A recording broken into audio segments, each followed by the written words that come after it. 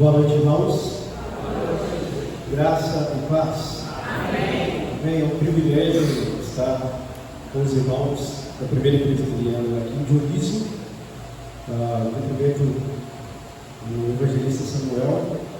É muito bom a gente poder caminhar junto com a questão do pastor Alonso. Um abraço, Deus abençoe sua vida, muito bom ter sido aqui. E é uma noite memorável, hoje, 31 de outubro de 2024, completa-se 507 anos da Reforma Protestante. Fiquei pensando nisso nesses dias, enquanto estudava no seminário, um professor chamado Robson Guimarães, que inclusive foi meu instrutor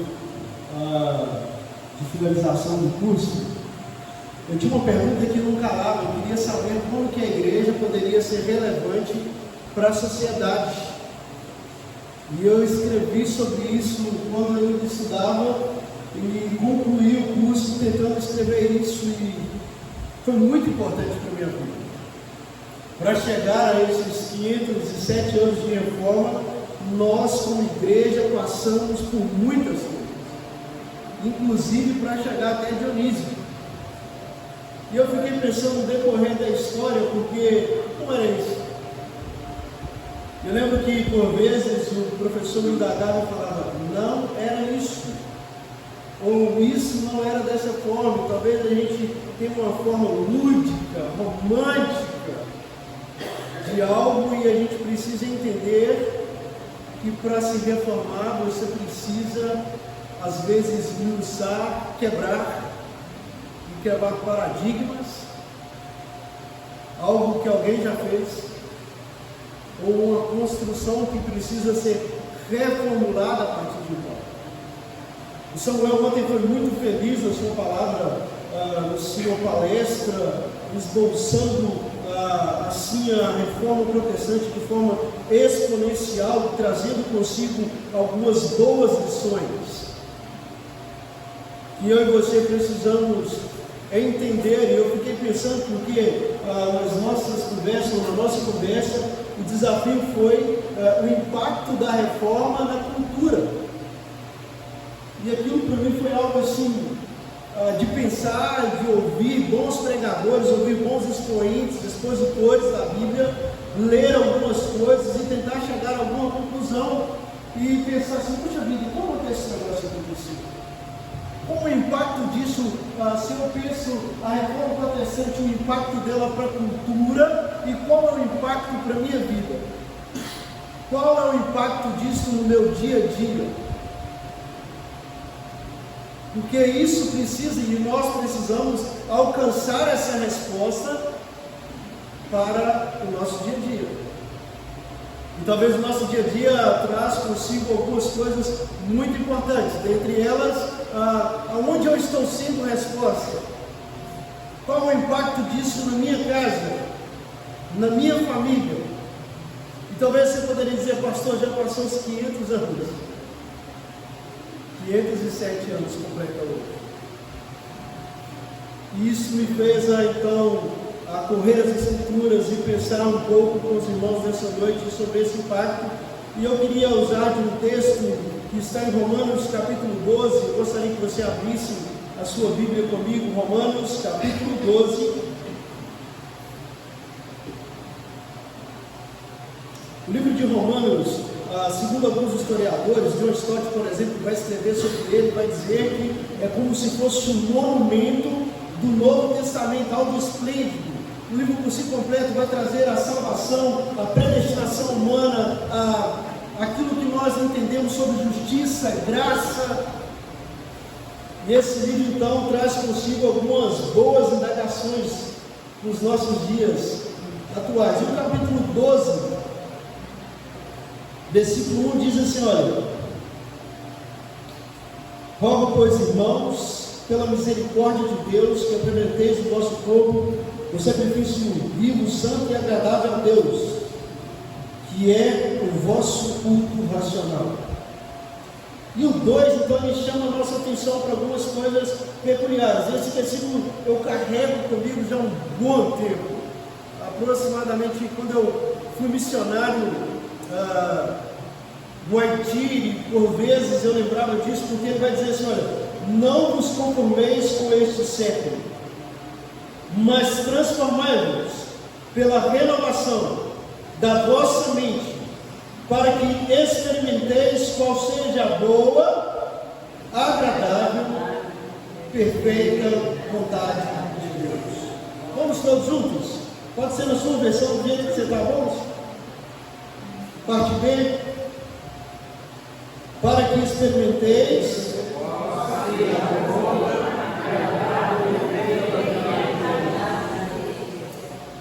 o que isso tem a ver com o impacto da reforma na cultura?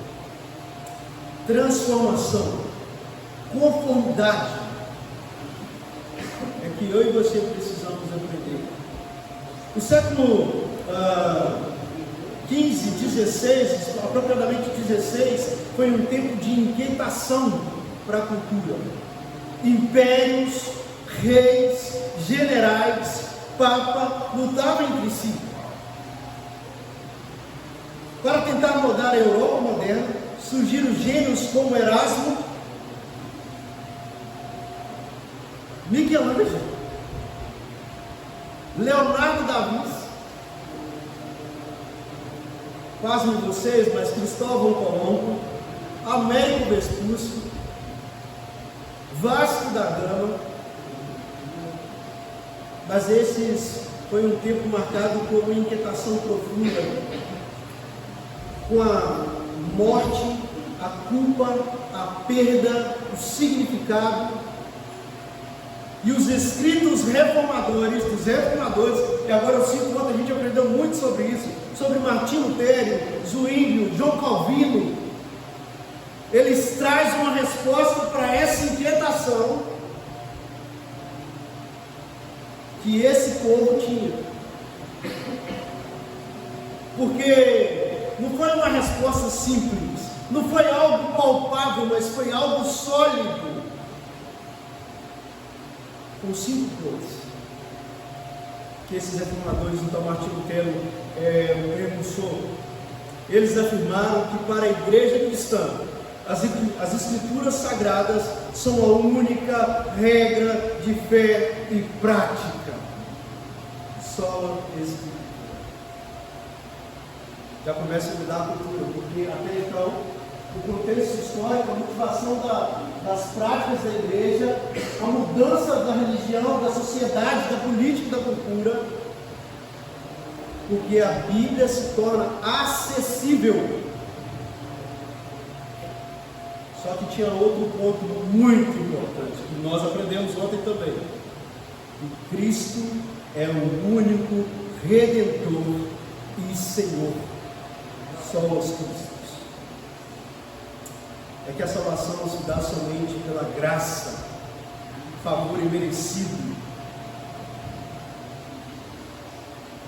E que a salvação pela graça é recebida mediante a fé.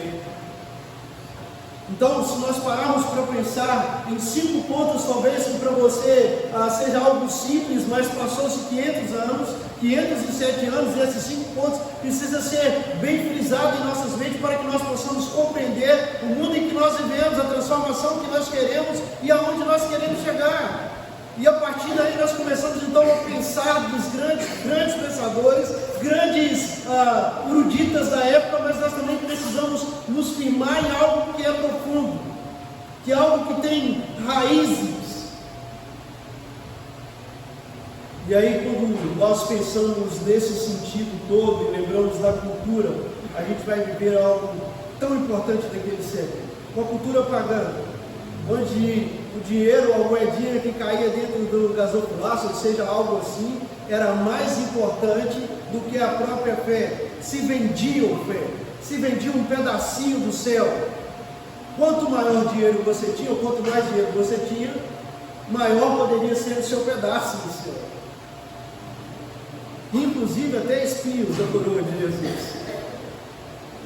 Dentre essas tantas outras coisas, alguém então toma coragem, um monge, vai falar assim: não, vocês estão errados, vocês estão equivocados, porque nós precisamos de algo muito maior que isso. E eu fiquei pensando, estava estudando e ouvindo alguns bons pensadores, e um deles falou assim que talvez Lutero passou por algumas fases na nossa vida, e um desses soltou bem assim: olha, se você não foi ou não é um revolucionário até os 30 anos, daí para lá esquece. Mas por que isso? Que isso tem a ver com os dias atuais e com a igreja local? Qual que é a ponte disso para nossas vidas? Porque nós precisamos saber onde nós estamos, como nós estamos e aonde nós vamos chegar. E aí Paulo traz esse texto consigo, talvez não é uma exposição desse texto em si, mas para nós pensarmos que nós não devemos conformar com este século. E aí eu fiquei pensando em alguns pontos importantes, porque se eu entendi isso, se eu entendi que esses pontos são importantes para a minha vida, se eu sei que Cristo é somente Cristo, é para a glória de Deus, o que isso tem a ver com meus dias atuais? Isso tem a ver com a cultura.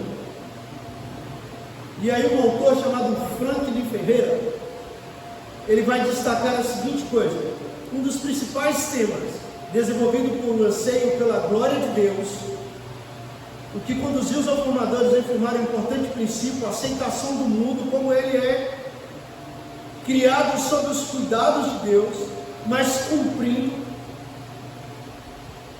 e talvez pelo pecado e a carente restauração, como eu disse no início, eles também afirmaram a noção de que não seria necessário santificar a arte, a música e a ciência, subordinando-se interesses morais ou religiosos, pois para eles a criação seria uma esfera legítima em si. Assim, o ensino da reforma, ou daquilo que nós buscamos nessa noite, nós precisamos entender que quer comamos, quer bebamos, quer fazemos qualquer tipo de coisa, precisamos fazer para a glória de Deus. E aí eu fiquei pensando nisso, porque, e aí eu não quero aprofundar nisso, mas o Samuel ontem foi muito feliz quando falou da música. E alguns desses bons compositores da música, como citei a arte, eles traziam isso para suas telas ou para seus acórdios, mas eles também tinham uma vida que eles tocavam em algum lugar. E quando eu aprendi isso, meus irmãos, pasmem, eu fiquei de cara. Isso há uns bons anos atrás. Porque nós temos a capacidade da sacralização muito veemente nas nossas vidas. Mas nós precisamos tomar cuidado com aquilo que nós queremos ser transformados, aonde nós queremos chegar. Então, se você parar para pensar, então, esse período da história, agora a gente entra em 3 coisas importantes que eu queria destacar. Nós já falamos da origem da reforma, os 95 teses, Samuel deixou isso claro ontem, na porta de uma catedral, isso aí traz consigo algumas coisas. Calvino vai trazer uma predestinação, a ética da soberania divina, a ênfase da Bíblia como autoridade de fé. E agora surgem algumas coisas que eu e você precisamos então começar a pensar. Se a arte então começa a trazer essa consequência consigo, as pinturas em suas origens, e quase, meus irmãos, quando alguém pintava algo, colocava lá as suas expressões, ele estava falando assim, o Salmo 19 vai dizer que os céus proclamam ou declaram a glória de... Então, quando alguém pintava um belo quadro e entendia por si só quem que era o seu Criador e aquilo que ele fazia e faz por nós, ele estava então proclamando, ele estava usando seus 12 talentos para glorificar a Deus. Só que isso traz consigo algumas consequências, porque a ideia nossa hoje, nos tempos atuais, é muito importante a gente refletir sobre isso. Que nós muitas vezes esquecemos que nós vivemos em um mundo, que nós precisamos glorificar a Deus nesse mundo que nós vivemos, com nossos 12 talentos. Então, nós precisamos pensar que os reformadores afirmaram a noção de que seria necessário pensar e compreender que nós vivemos na glória de Deus.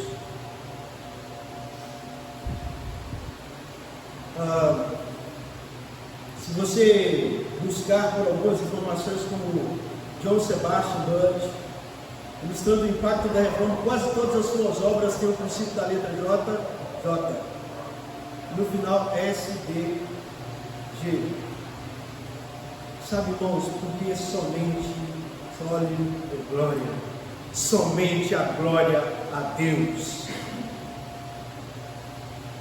Ele escreveu algumas das suas músicas em latim, algumas obras em latim, e isso trouxe algumas coisas muito importantes para aquela reforma, para a cultura.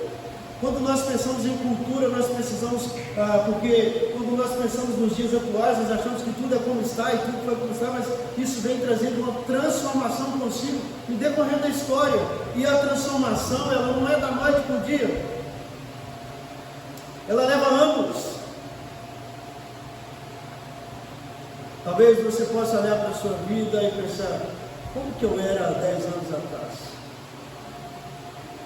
Samuel nem conhecia Dionísio. 10 anos atrás eu já conhecia Dionísio, tá, irmãos? Eu conheci Dionísio no ano de 2008. Primeira vez que eu pisei nessa terra.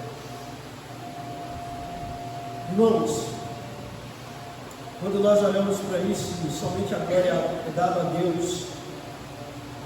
Seu amor, a sua fé, os seus princípios precisam estar atrelados àquilo que Deus faz. Só que algumas outras coisas aconteceram na cultura. Dentre essas coisas, o surgimento das grandes universidades. E isso traz consigo algo surpreendente, porque a nova religião da justiça social, redescoberta da catequese, o cristianismo precisa então entender a centralidade de Jesus. O culto, a música, o instrumental, os dois estilos, a busca pela glória de Deus precisa ser constante em nossas vidas. Ontem nós abrimos essas palestras e eu li o Salmo 119, versículos 105, que diz que lâmpada para os meus pés é a tua palavra e luz para o meu caminho. Significa que nós precisamos saber onde nós estamos pisando e aquilo que tem iluminado as nossas vidas, porque a partir daí, a partir desse contexto, nós vamos então entender algumas outras boas coisas. Quando pensava nisso, me veio assim à cabeça algumas coisas, porque Samuel foi muito feliz ontem em dizer algumas boas palavras sobre aquilo que a reforma traz consigo num contexto histórico, na literatura, por exemplo. Agora, esses reformadores, ou especificamente Martim Lutero, traduz a Bíblia, algo inexplicável para aquela época, de forma espetacular, e isso consigo carrega algumas coisas, porque agora todos tinham acesso, ou poderia ter acesso às literaturas. Eu não sei vocês, e talvez eu não sei quem aqui já passou por isso, mas nós temos a liberdade de ter esse livro nas mãos. Nós temos a liberdade de ter esse livro nas mãos. Mas a história é muito diferente, irmãos, ainda nos dias atuais.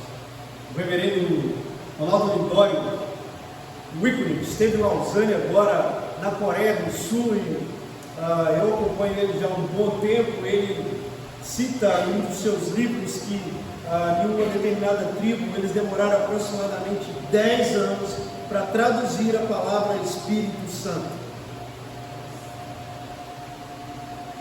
E talvez para nós, a gente fala, demorou muito. Com certeza, 10 anos não é 10 dias. Mas o impacto disso na vida daquele povo foi algo surpreendente. Então, talvez pensando no que a cultura, o impacto da cultura através da reforma pode refletir nas nossas vidas nos dias atuais, a literatura foi algo de suma importância, porque no campo da literatura surgiu muita coisa estudos históricos, uma variedade de experimentos literários, William Shakespeare, Edmundo, John Milton, são algumas das principais representantes da Era do Ouro, a literatura inglesa, o fruto da Reforma. A gente precisa pensar nisso, porque quando nós nos atrelamos a pensar só no nosso mundo, ou no nosso contexto, e é muito bom isso, né, a gente pensar só no nosso contexto, ou no nosso enredo, nós esquecemos que existe vida lá fora. E a Reforma, de certa forma, ou de muita forma, trouxe grande impacto para as vidas atuais. São 507 anos de história, não é 507 dias. E consigo trazer algumas coisas que eu e você precisamos dar respostas nos dias atuais. Quando nós olhamos para que isso pode acontecer, ou que isso acontece, a sua origem, a personalidade de Martinho Lutero, monge, teólogo alemão. Lutero lançou 95 teses e com isso a prática da Igreja Católica, ele está falando isso: olha, vocês estão vivendo de maneira perigosa, não é isso que Deus quer para vocês. E aí a cultura começa talvez a ser quebrada em algumas coisas. E o impacto disso é a reforma da origem. O novo papel da Bíblia, o movimento enfatizou a importância das Escrituras como fonte suprema de autoridade, levando a tradução da Bíblia para diversos idiomas, o que talvez popularizou bastante isso. A transformação da religião, o foco em uma relação direta com Deus. Jesus Cristo é o caminho, a verdade e a vida. O que isso tem a ver com a igreja? Qual o impacto disso? Qual o impacto culturalmente? Porque você agora passa a ter livre acesso a Deus. Não existe mais a cultura do homem, mas agora as coisas começam a mudar. A educação então começa a tomar outra forma.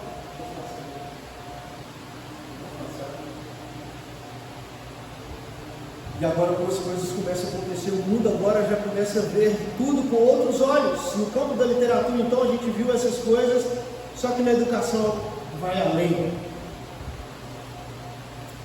Porque esse é o primeiro seminário, a primeira escola. Nós devemos fazer dessas coisas, nós não devemos fazer disso como ídolo da reforma, mas nós precisamos entender essa verdade nos dias da nossa vida. Com a boa consciência podemos fazer uso, talvez se toda a verdade vem de Deus, então ela é a última análise, única análise. Assim, crendo na revelação geral de Deus por meio da criação, assim com sua revelação especial nas Escrituras, os seguidores da reforma abraçaram os estudos científicos no mundo físico, e isso foi esplêndido, porque a cultura começa a tomar outras formas. Na Inglaterra, o clérigo disse ao parlamento: aquele Deus que é sabedoria abstrata e tem prazer em suas criaturas racionais, busque por ele, e que seus ministros estudem para propagá-lo, esperar que sejam pais adotivos do conhecimento. Portanto, grandes avanços científicos se iniciaram entre os protestantes da França, na Suíça, nos Países Baixos, na Inglaterra. E um bom número de membros da Sociedade Real de Londres tinha sido composto por a grande Assembleia de Westminster na década de 1640. E alguns professores de matemática, geometria, dentre outras coisas, estavam naquela época também. Como que isso impactou diretamente a cultura? E aí você ainda pode estar pensando assim: mas isso está muito longo. Passou 507 anos. Está mais perto do que nós imaginamos. Porque nós temos o privilégio, então, de dar glória somente a Deus. Isso é um privilégio, irmãos. Nós não temos nenhum ditador. Nós cremos nas Escrituras como nossa única regra de fé e prática. Nós vemos que isso tudo impactou a história. Mas eu queria aproveitar o lado pastoral e falar algumas coisas para os irmãos, abre parênteses, nós estamos falando da reforma protestante, e talvez a sua vida tenha precisado de uma reforma. Os impactos desse mundo talvez tenham trazido ao seu coração grandes coisas que muitas vezes você fala assim, eu preciso de uma reforma constante. Eu queria dizer para você que o nosso Deus pode fazer infinitamente mais. Ele sabe de onde você precisa ser restaurado e transformado. Sabe, se tudo isso aconteceu na história, por que não pode acontecer na sua vida? A doutrina da glória de Deus na criação, que ele se sentava, foi que tornou possível a ciência moderna avançar na forma tremenda, portanto, uma porcentagem surpreendente de interesses feitos científicos está enraizado no movimento da reforma. E eu fiquei surpreso demais quando estava estudando algumas coisas, porque me trouxe à memória grandes universidades. E impactou porque como que a reforma trouxe esse impacto para o mundo? Porque até então nós estamos pensando no berço europeu. Eu comecei citando os grandes líderes das navegações. O cristianismo então chega, olha só, a reforma acontece em 1517, correto? Só que em 1500 acontece algo. As Américas estão começando a ser o quê? Colonizadas. Já existia cristianismo, com suas práticas, com seus monumentos culturais, e chega até o Brasil. Não vou adentrar esses detalhes, mas teve um preço muito alto, irmãos, para que nós tivéssemos um crescimento.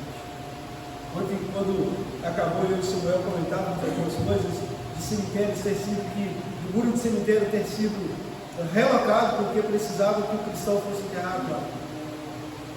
Talvez essas histórias sejam muito distantes das nossas vidas, mas para nós estarmos numa noite como essa,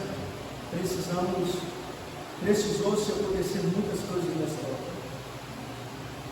Mas uma coisa é certa, em tudo isso, nós vemos o amor de Deus, a soberania de Deus.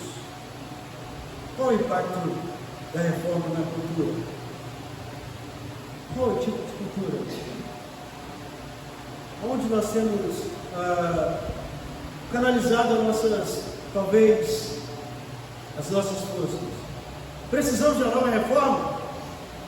Talvez seja o tema que todos poderíamos falar, olha, a reforma aconteceu naquela época, mas hoje em dia pode ser que esteja pior, mas nós precisamos lembrar que ainda assim, Deus continua sendo soberano.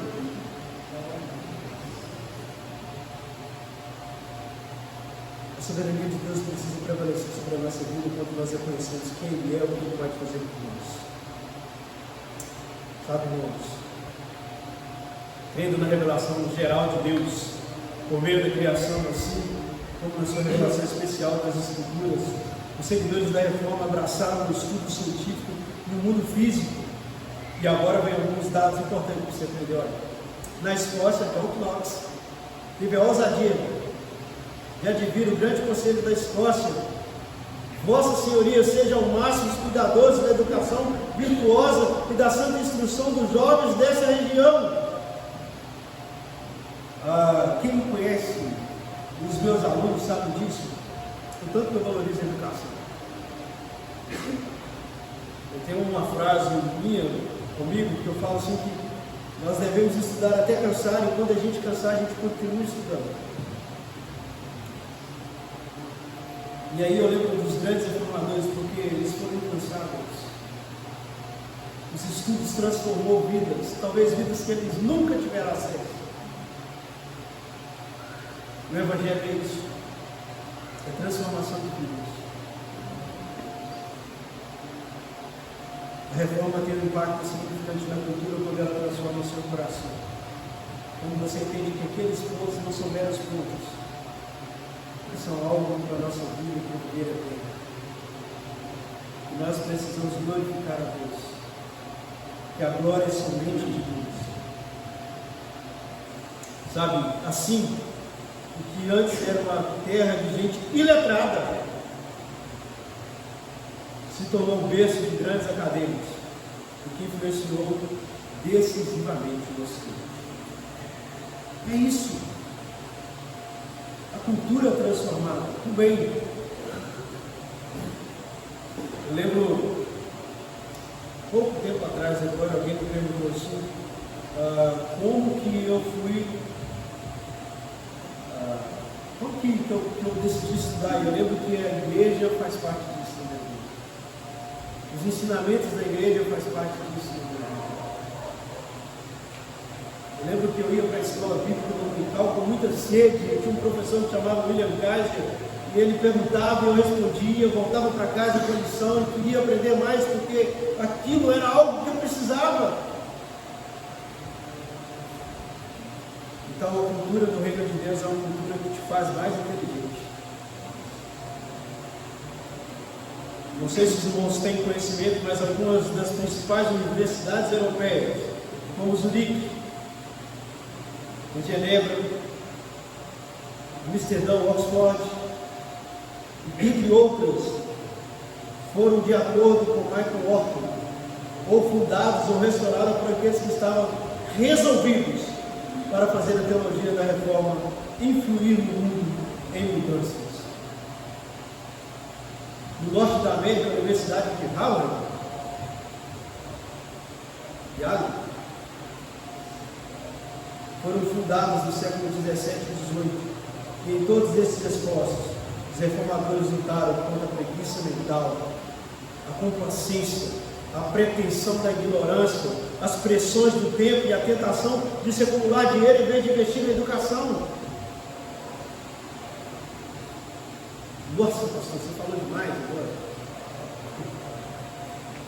Mas é isso que a cultura da reforma traz: mudanças significativas em uma sociedade, em um mundo depravado, em um mundo caído, onde o pecado chegou, mas superabundou a graça de Deus. Sabe, eu fiquei pensando muito sobre isso. Quando debruçava-se sobre alguns livros e talvez tirava um recorte de um e pensava no outro, e de repente me deparei com um texto que dizia exatamente isso: olha, de tudo que eu sou, de tudo que nós vivemos, nós precisamos saber quem é o Deus em quem servimos. E aí, nós precisamos saber que quem é a Deus. O crescimento da fé é a profundidade da conduta. Os reformadores entendiam que as escrituras sagradas não são um manual ou teoria artística, não, literal, musical, não. Elas são a palavra de Deus, é o poder de Deus para a transformação do mundo. Nas escrituras nós encontramos a verdade. Nas escrituras nós podemos saber quem nós somos, de onde viemos e para onde iremos. E é fantástico isso, porque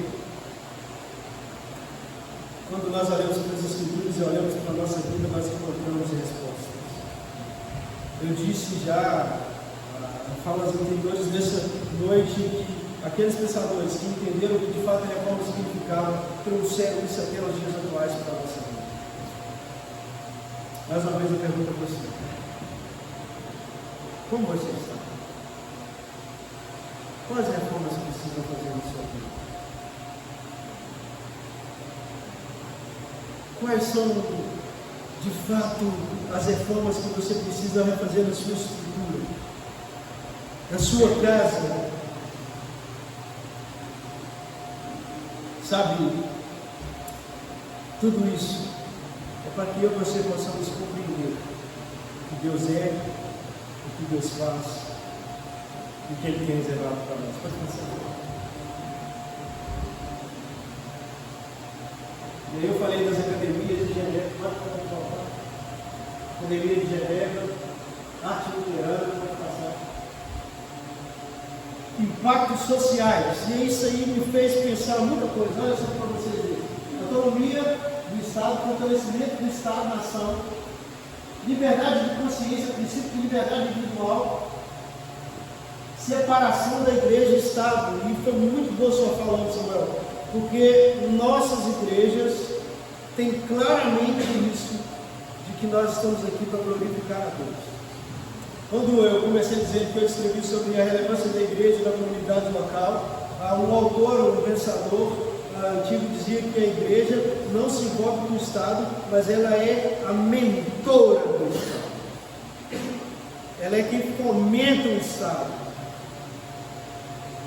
E isso tem origem em 517, quando o monge Agostinho fixa 95 ideias na porta do castelo, dizendo: olha, nós precisamos de mudança. Eu lembro que eu citei do professor Robson Guimarães, eu vou lembrar disso friamente dele, porque ele falou assim: olha, eu acredito que Lutero não tinha toda essa noção do que isso causaria no mundo, e por vezes talvez achava que isso não teria grande impacto. E aí eu, pensando o que eu queria dizer por isso, ele solta mais um e fala assim: olha, porém isso impactou muito. Esteja atento à sua vida, aos detalhes, porque as pessoas irão lembrar disso.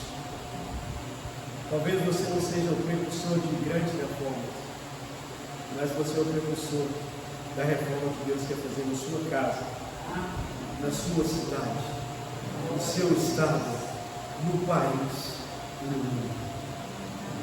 Seja o precursor dessa reforma. Deixa Deus te usar para que vidas possam ser transformadas. Deixa Deus te usar para que, apesar de que você possa transformar vidas para a glória de Deus. Amém. Pode passar? Na música, o Samuel deixou isso claro para a gente ontem.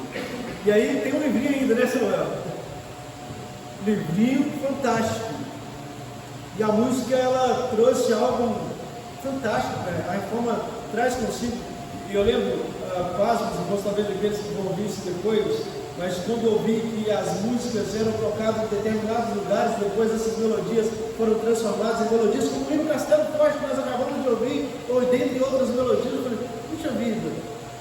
E aí me fez lembrar sobre a reforma mais uma vez, que nós vivemos em um mundo, e que tudo tem um começo, tudo tem um meio, e o fim será quando Cristo voltar. Então as Escrituras é algo sagrado, é um manual de sobrevivência, tanto para aqueles reformadores quanto para os dias atuais. Tudo nas Escrituras é verdade, no sentido daquilo que foi escrito pelo autor original, mas o propósito das Escrituras não é contar tudo sobre todas as coisas, mas explicar na linguagem mais comum e mais básica possível o processo da obra salvífica de Deus em Cristo através da história da redenção. A crença que a criação se harmonizava com as Escrituras, já que Deus era o autor de ambos. Assim sendo uma vez dado espaço à observação empírica para a exploração da criação, tantos cientistas ganharam a liberdade para seguir a sua vocação. Na política, como eu já disse, os reformadores tratavam com máxima seriedade o ensino bíblico sobre o poder civil, as tensões envolvidas entre a esfera igreja e Estado, ou entre as duas cidadanias do cristão. Lutero foi o primeiro dos reformadores a tratar o assunto em sua obra de autoridade secular, até o ponto que lhe deve a obediência.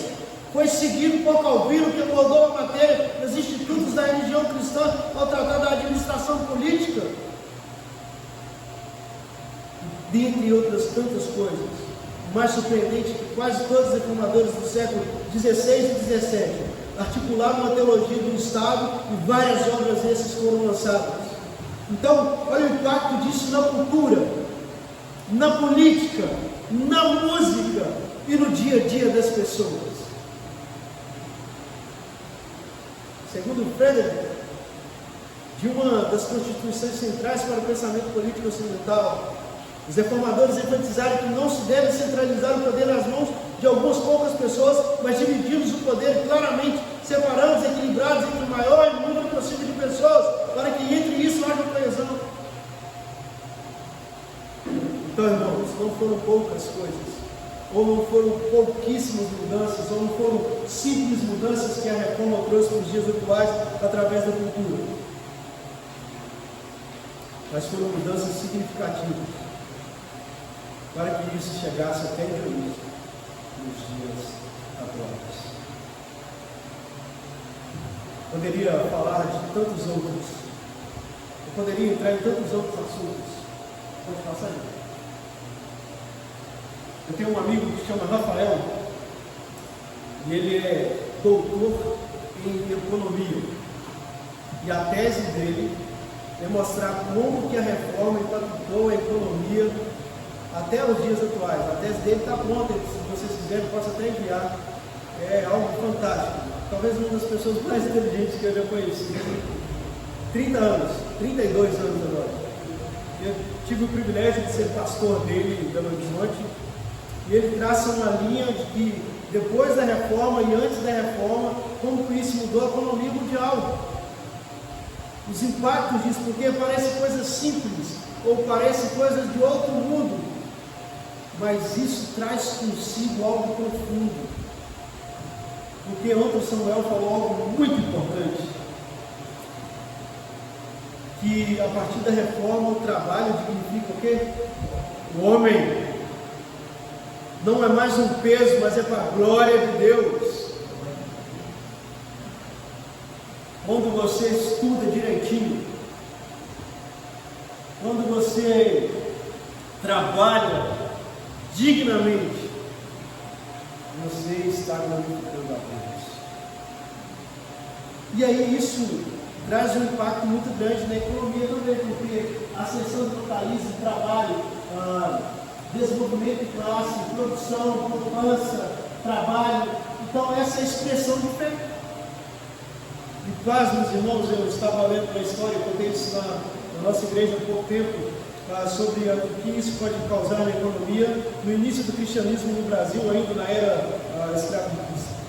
da escravidão, quando fundou-se o trabalho batista no Brasil, aos domingos pela manhã, um escravo frequentava o culto. E passou-se um tempo, os irmãos descobriram que ele não poderia mais frequentar o culto, porque o seu dono havia dito que ele não poderia frequentar mais o culto. E juntou-se alguns irmãos daquela comunidade de fé, e juntaram um certo dinheiro e compraram a liberdade para que ele pudesse continuar.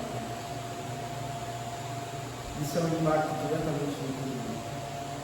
Mas a nossa liberdade, ela não foi comprada por dinheiro. Ela foi comprada por uma morte de cruz, para que eu e você pudéssemos viver essa cultura, para que eu e você pudéssemos estar aqui nesse mundo. Pode começar?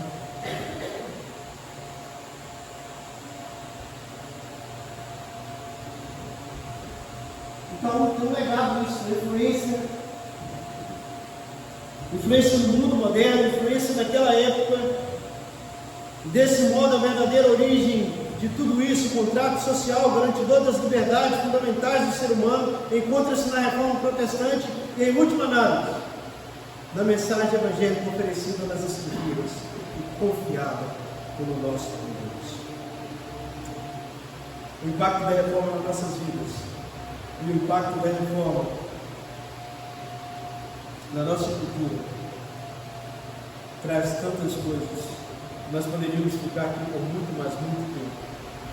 Mas eu quero lembrar de um senhor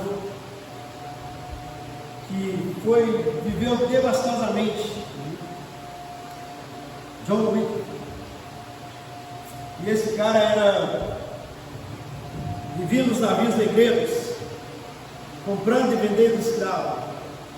Diz-se a história que esse cara fundou tanto na miséria, tanto da sua vida, e ele virou escravo de um senhor de escravo. Num dos dias da sua vida, ele encontrou o Senhor Jesus. E a partir daí a sua história mudou. E aí ele encontrou outros reformadores, William Beckford, e dentre tantos outros. E aí ele vai escrever um livro chamado Maravilhosa Graça. Eu queria dizer que através do impacto da reforma protestante no mundo, nós, meros pessoas, talvez escravos, podemos ser alcançados por essa graça salvadora. Assim como a reforma então transformou vidas de pessoas, cidades, sociedades e tantas outras coisas, talvez a reforma que você precisa nessa noite seja uma transformação profunda e genuína com o Cristo Salvador, com o Cristo que nós precisamos crer somente pela fé, dar glória somente a Ele. Porque o movimento da reforma não foi, portanto, somente um movimento com a redescoberta do Evangelho, alguma coisa nesse sentido.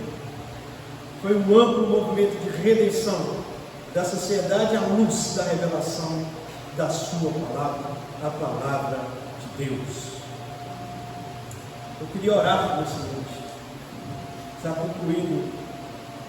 Eu queria orar por você, talvez por sua vida, dizendo algumas coisas. O que você precisa? Qual reforma que você precisa? Qual o impacto disso em você? Quais são os resultados, talvez, dessa reforma a curto, médio e longo prazo da sua vida? Que isso pode mudar em você? Depois de uma noite de ouvir, 2 noites de ouvir tanto sobre a história da reforma, eu queria agora que você pensasse na história da sua vida. Na história da sua vida, de onde precisa ser restaurado, transformado. Talvez diante de tanto conhecimento, de tantas coisas que você ouviu nesses dias, você tem ficado assim, puxa vida, tudo isso é tudo isso mais. Mas a Bíblia nos chama para vivermos de maneira, não é isso que nós lemos em Romanos? Não vos conformeis com esse século, mas transformai-vos pela renovação da vossa mente, para que vocês experimenteis qual seja a boa, agradável e perfeita vontade de Deus. Qual seja a boa, agradável e perfeita vontade de Deus. Passados tantos anos do movimento iniciado por Lutero, os cristãos herdeiros da reforma continuam sendo chamados para glorificar a Deus em todas as esferas da criação. A partir da vocação e dos dons do Senhor que lhe foi concedido, os tempos atuais clamam por isso. Urge a necessidade de cristãos exercerem boas influências na sociedade, bem como a produção de qualidade de diversas áreas do saber. Zwingli disse: olha, você é a ferramenta de Deus, e Ele quer desgastá-lo pelo uso e não pela ociosidade. Igreja Batista e Igreja Presbiteriana, não desperdice os talentos que Deus colocou no seu mundo. Seja luz para a sua casa, para a sua cidade e para o seu país. Amém? Vamos orar ao Senhor. Obrigado, Deus, por essa noite, pelo privilégio que nós temos de te servir. Olhando para talvez a história da reforma, nós nos deparamos com a história da nossa vida. Talvez nós estamos não vivendo como aqueles dias, mas nós precisamos de transformação diariamente. E ajude-nos, Senhor, a olharmos para trás e vermos como aqueles grandes homens de Deus fizeram. Dá-nos sequência para que a restauração, a reforma necessária, para que o Teu nome seja glorificado, para que o Teu nome seja honrado, não para a nossa glória, mas para a glória do Senhor. Que nós possamos viver somente pela fé, somente por Cristo, e a graça seja somente a Ti, mediante a fé, em nome de Jesus. Amém.